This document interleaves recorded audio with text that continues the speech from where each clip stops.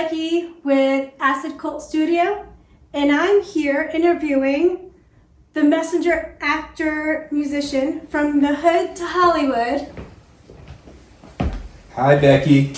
How are you? Good. Good. Thank you very much for inviting me here to your podcast. I really appreciate it. Oh, you're so welcome. Thank you for coming. Oh, yeah. Oh, yeah. Right. So tell us about your journey from the hood to Hollywood. Well, let's start at the beginning here. I was born in 1960, which makes me what we would call a triple OG, right?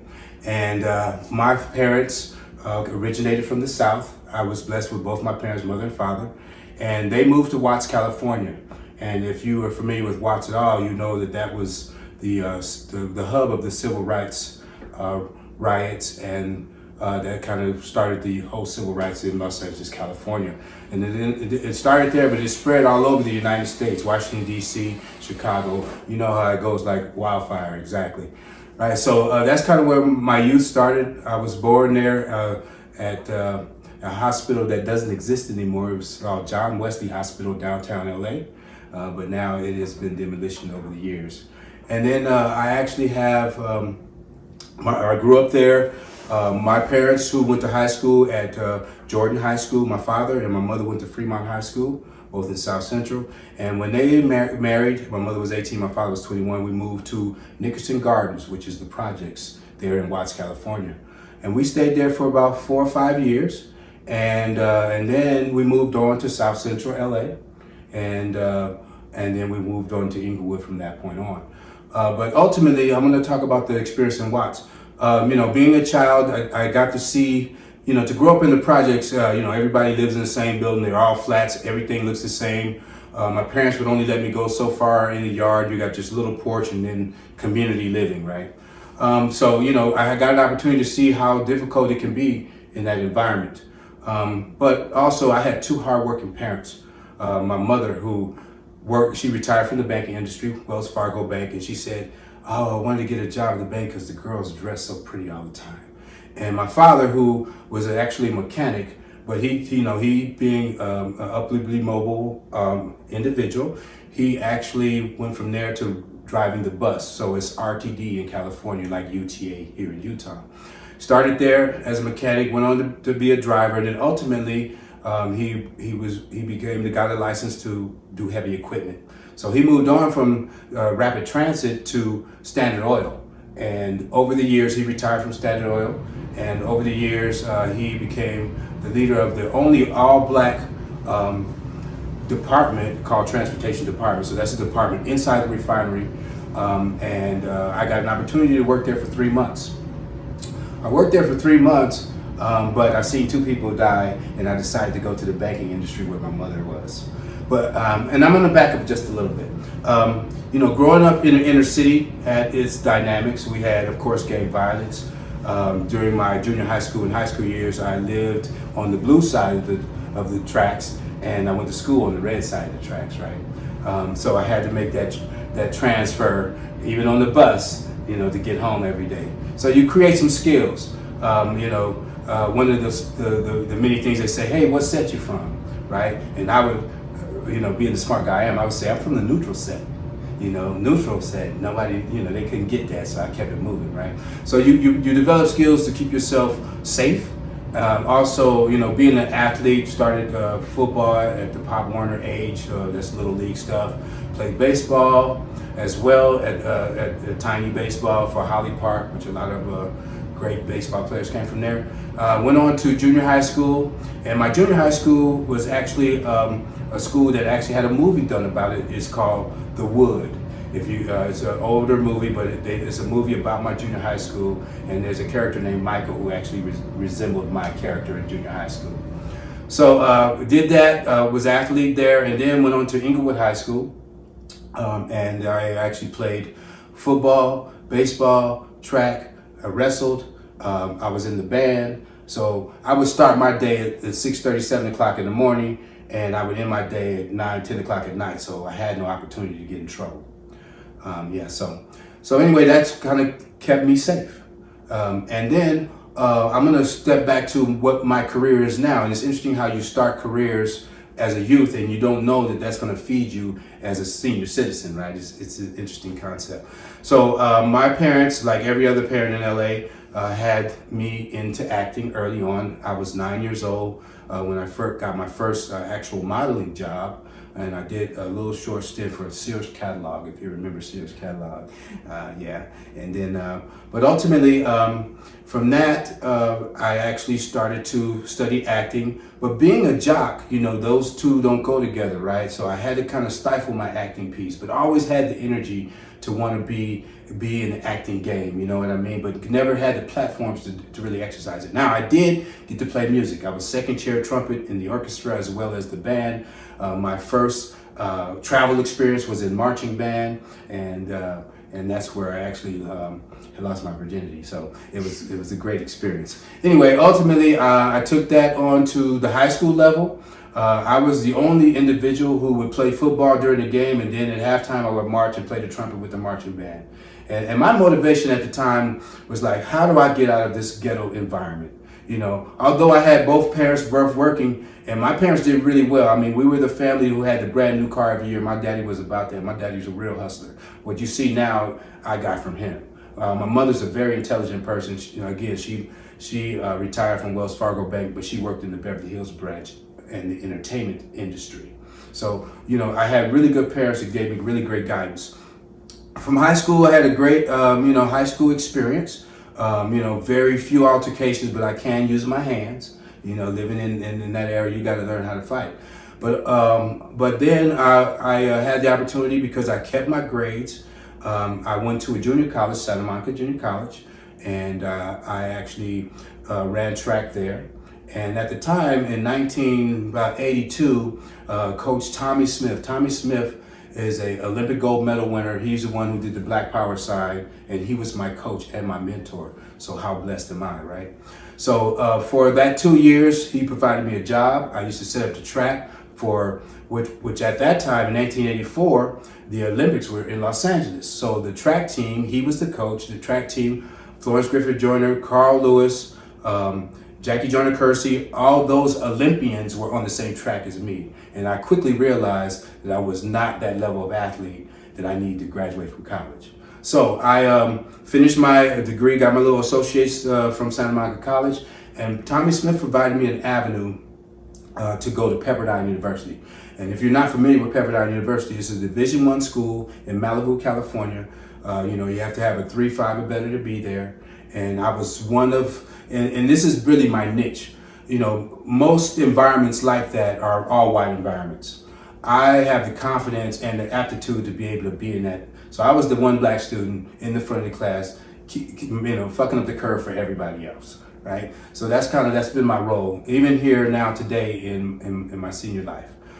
So I finished my degree in business. I've been an accountant for 30 years, so I know my accounting side. Finance and accounting was I got my degree in. So I started in public accounting, got to work in the entertainment area, and then I went on to corporate accounting, and then I was married once to a young lady who I met on a ski trip to Deer Valley when I was in college. We connected, and then a couple of years later, we got married and moved to California together.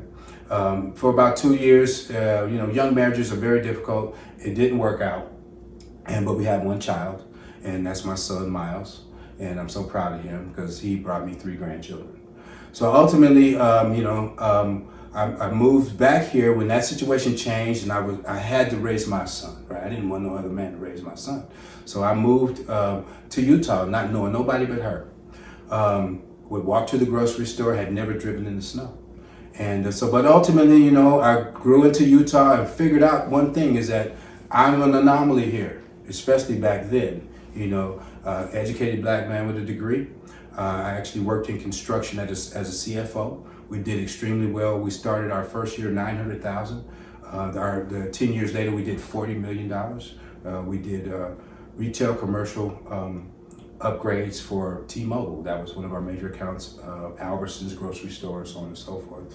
So I put myself in the right place at the right time, and my accounting degree took me on from there to Intermountain Healthcare. and Mountain Healthcare is where I work now. I am probably will be the first black person in accounting and finance to retire there in about 2.5 years. So I'm pretty proud about that. Ultimately, now in the environment we're in today, so when my kids were growing and going and moved out, I decided that, hey, I want to get back into this entertainment side of things, right? So I worked in the basement for a while. I put several bands together. Then we played out at the places called the Royal and, a couple of other events like that, festivals, so on and so forth. Probably played with 3 or 4 bands and realized that this is what the environment needed.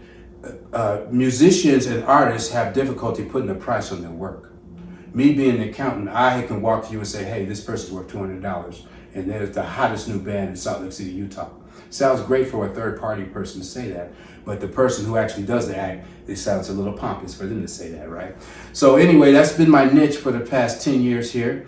I've also engaged back in acting, as well as modeling. So what I learned from Pepperdine is that in order to consider yourself a wealthy person, you have to create 7 revenue streams, right? So the modeling piece, the acting piece. I also have investments. I probably one of the few people you may encounter who actually Elon Musk, and I have Tesla stock. I have Amazon stock. So I have invested my money wisely, knowing that ultimately I was going to have to retire at some point, right? So those guys work for me. That's how I like to say that. So anyway, ultimately that's kind of how I function here today. And then I also, go back to my 7 revenue streams. I manage bands as well. I'm a ordained minister, so I marry people, and so that kind of concludes my 7 revenue streams. I figure if I get a check every day from somebody, I'm doing well. You know what I mean? And so far successful. Now, I've been married to the same woman I met her 27 years ago. She let me be, we cohabitated for 2 years, and I've been married for 25 years. We have 2 kids together. She had 1 child. When I met her, I had 1 child. So we have this mixed race family, and it actually works extremely well. And this is the thing I want to pass on to all the men in the world. You want to find a woman who is smarter than you and works harder than you. That's what I did the second time. The first time I did it off of love and lust, right? That didn't last very long. But I'm with my wife 25 years, and we both work from home. And it's a beauty to be able to work from home and not have to go out to the grind. Now, there was years that we did. We had several other businesses. I had a pet sitting business that ran for like 7 years, and she would go out any day from horses to fish. She being from Nebraska, that's her space. So we created that space for her. I'm the city boy, right? So I have to be out in public all the time, where she is happy at home with her family, right? So we don't have the conflict, right? She understood, that I did my responsibilities as a father. I raised my kids. Both of my kids graduated college, and I have 3 grandkids now that we're happy and proud to, and they live not, less than 2 miles away from me. So I have a really blessed life here in Utah. And I'm glad and happy to be here. I'm sorry to just be rambling on, but I have all this in my mind already, so, and then we can get to some additional questions. But so, I take that entertainment side of me, the acting side of me. I've worked on the big sets. I've worked on Disney Channel. I've done some Hallmark stuff. I actually have Hall of the Holly 2, which is one of their major ones. They brought it back. I'm in the scene with Lacey Chabert and all the lead actors, right? And I call myself the one black neighbor here in Utah, right? That's what happens in my neighborhood. But ultimately, because I'm a senior black man and I'm in acting, I get the calls first. You know what I mean? So I have very little competition here. And the key to success in any business environment is to find your niche. And so I was lucky and blessed to be able to find my niche here. Most recently, I shot a commercial for, I did Salvation Army. That'll come out in Christmas time, RC Willie, all the kind of major retail stores over the years. And then, I still got my 9 to 5, so I'm able to keep that together. But ultimately, planning for retirement, so I can go full-time to the acting and to entertainment management. One of my business name is Money Right Productions, because everything's cool as long as you get the money right. You know what I mean? So that's kind of where that came from. So ultimately, that's that's kind of my background, my experience of life here in Utah and before. And again, I want to thank you very much for kind of sitting through that. Ultimately, I'm going to let you have it now, and you can ask me whatever questions you like. Okay, great. No, I mean, that was fantastic. Well, thank you. I just want to tell you, That's the actor side of me, right? I love that. I love that. Thank you very much. Well, speaking of actor side, Yes. is there a role that has impacted you, and how did it impact you? Oh, that is a great question. I truly appreciate that. Oh, you're welcome. Let me tell you, I have several roles that, and I'm a stage actor and a screen actor, right? So that means I do television and movie stuff. And remind me to talk about the movie stuff because I got a movie premiere coming up October 26th at Jordan Commons, which is a big screen. But ultimately, I started, and I actually surprised my wife with this one. I was Booker T. Washington in Ragtime. And I got the role. My agent actually sent it to me. Hey, you need to audition for this. And up to that point, I had never done any stage work, only on screen. But I was like, screw it, I'm gonna do it. And so I would go into my garage and study my script. I had actually a singing part, and I'm truly not a singer. But I had a voice coach, and I practiced. So I go in there, and I would go in the garage, and what I did is I would surprise my entire family. I invited them. They had never seen that part of me, right? So I go in there, Booker T. Washington's a major role, and I had my lines, I sang my song, and I did it for 14 days straight. They paid me $250 a show, and I walked away with a lot of money. So I did really well there. Now, from that, I got the confidence, right? Frederick Douglass is another one. I do right now, currently, that I'll do Saturday at the Bountiful Art and Music Festival, Lieutenant Colonel Alan Allensworth. And let me tell you about this guy. He is the first black lieutenant colonel in the United States Army. He resided here in Salt Lake City, Utah, at Fort Douglas, which is now the University of Utah. So during COVID, when we weren't doing music because we had to put the condom on the mic, right? I went there and I studied his character. I said, what can I do? What can I bring to the stage next? Studied his character, did all the research, and I had the opportunity to do his speech called The Battle of Life and How to Fight It at the same chapel where he did it during the Civil War, right, on the Fort Douglas campus. Beautiful event. But now I made the content mine, right? So here we are, they pay me $50. Now I'm getting paid $250 to do the same character because it's about getting the knowledge and making it yours. So I do that on this Saturday, the 16th.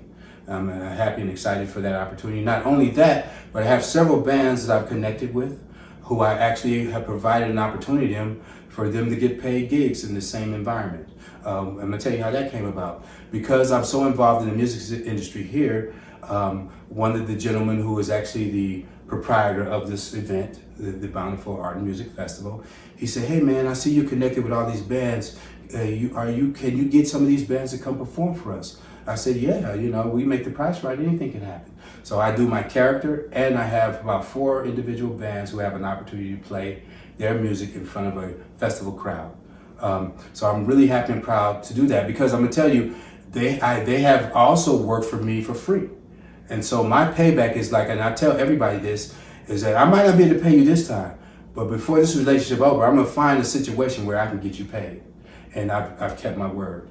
So that's really how that's come about. Not only do I have that, so I also have a glasses sponsor. I want to introduce this to you as well. And this again goes back to now we have 8 revenue streams, right?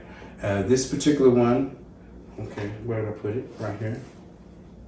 It's called Eye Candy Gear. Eye Candy Gear. Have no fear. Wear eye candy gear.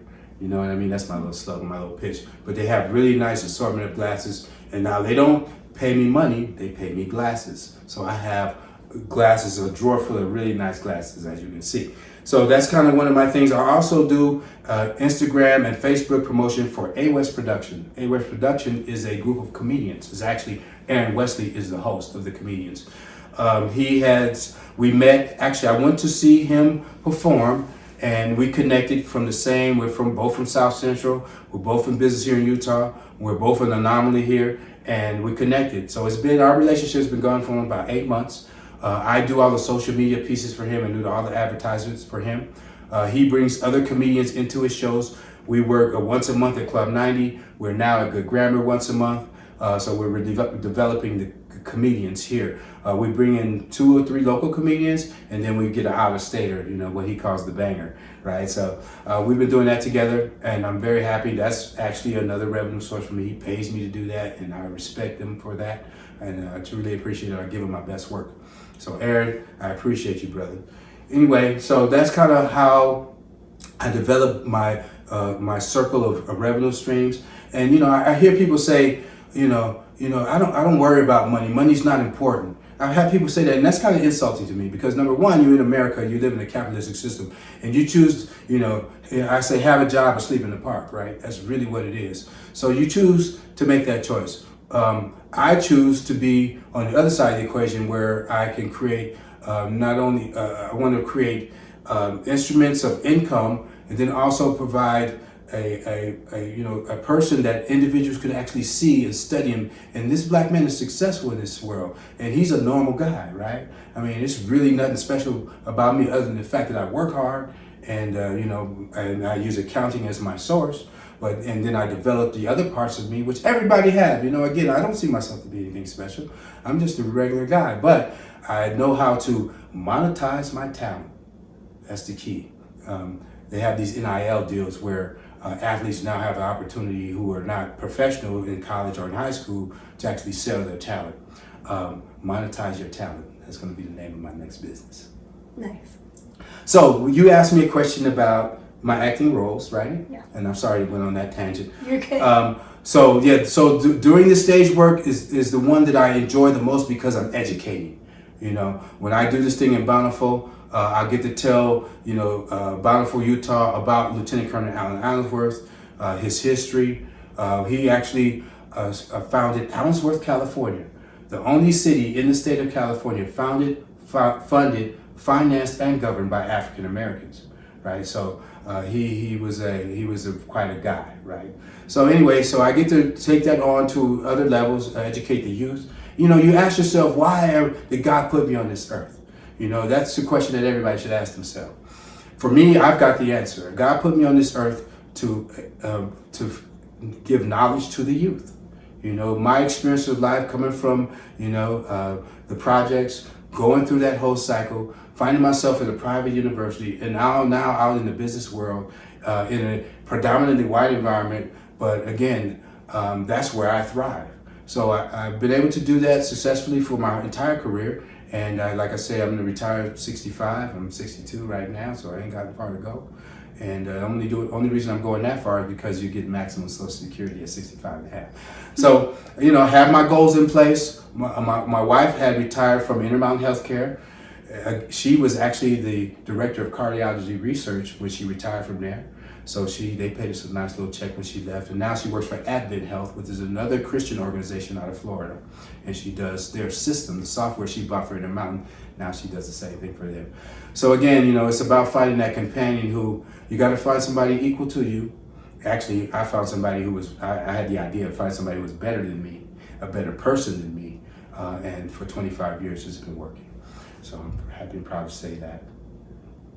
Wow. That's a lot, right? It's a lot, but you know what? It's worth it. Yeah, absolutely. That's a lot. I feel blessed, honestly. As you should. Thank you very much. You're so welcome. Well, and my last and final question was going to be, where can we find you so we can support you in your current and future projects? Okay, well, thank you very much. I'm from the era where social media and computers weren't around, right? But I realized that it was important for me to understand them. So I can tell you my first computer job was probably in 1982 when it was basic language, and it was ones and zeros, and the computers were bigger than this room.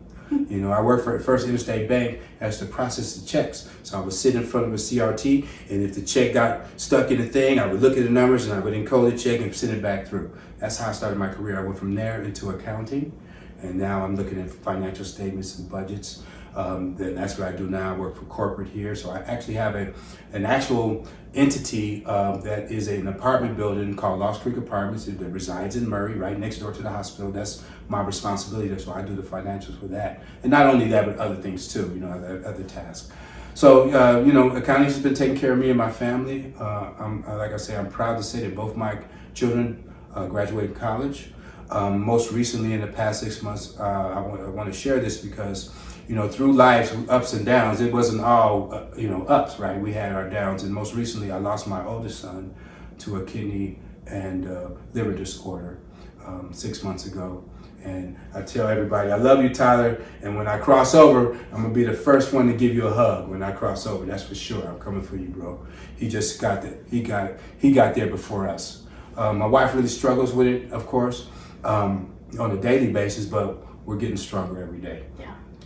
And then he was married too. And the beauty of it is that when he was struggling with his health, he and his wife came to me and said, Everett, I want you to marry us.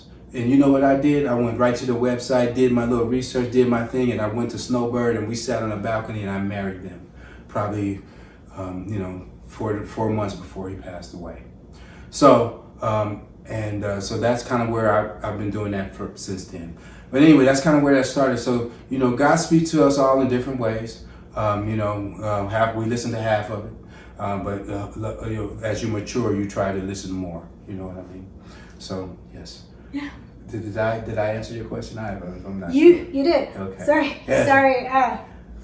You got me a little teary there. Oh, thank you. That was a beautiful story. Give me a hand. That was a beautiful story. It's really the truth. You did. So back to finding me. I do all the social media stuff. Facebook is the Messenger Actor Musician. I have also a page called a band called Earthrise, which was my original reggae band. I do also have a platform that I most recently came up with. It's called EMZ, Entertainment Media Zone, the TMZ of Salt Lake City, Utah. So that's where I actually use that platform for all the band activity that I'm involved in. And I give them a platform where people can actually say, what's happening this weekend? Smash, we're doing this this weekend. Sunday, I'm actually doing it's a Mexican Independence Day. So A West Productions, who I work for, we're putting together a free concert out in West Valley, 3441 Decker Lake Road. We'll be there from, I think it's noon to 6. So I'm inviting everybody there to come and enjoy that too as well. So yeah, that's kind of what I do. I'm the Instagram man, the Messenger Actor Musician on Instagram. And I don't really have a lot of followers, but I feel like I have quality followers who are truly interested in what I do. You know what I mean? So, quality over quantity is always better. Absolutely. Okay. Absolutely. Thank you. All right. Well, thank you for the interview. Whew. I'm good. Thank you for the interview. It was wonderful, insightful, a little emotional. All right. But thank you for coming. Well, listen, Becky, I truly appreciate the opportunity. You guys have a great thing going on here. And I'm all about the support of local artists, be it graphic artists, be it painters, be it musicians, be it actors, be it whatever it is. I'm about that. So again, I want to thank you. Let me shake your pretty hand, and for allowing me to be here. I truly appreciate it. Oh, you're so welcome. Thank